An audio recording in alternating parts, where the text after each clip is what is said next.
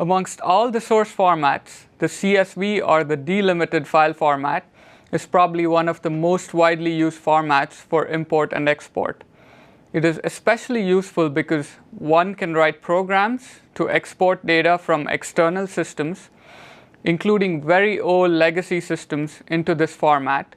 And also, end users can easily open files that are in this format using tools like Excel to view, create, and modify data. When using the CSV or delimited file format, you have a number of options that can be set within the data import-export framework. You can specify whether the first row of the file contains the file header. You can also specify what characters are used to delimit rows.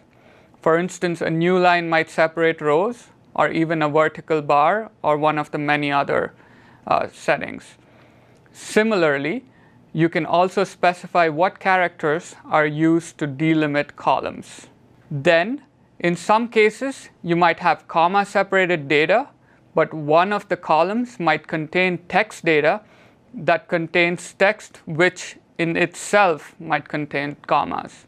In such cases, you could specify a text qualifier, such as a quotation mark, to specify that all text within quotes should be treated as one column.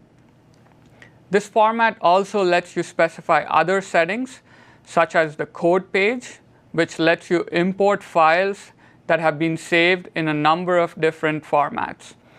Unicode text and locale information, which can be used to import data such as dates in the right format. There's also support for an array of values in a single row, where you can specify a separator for such data. For instance, a vendor might have multiple phone numbers, in which case you could specify that the phone number is separated by a semicolon.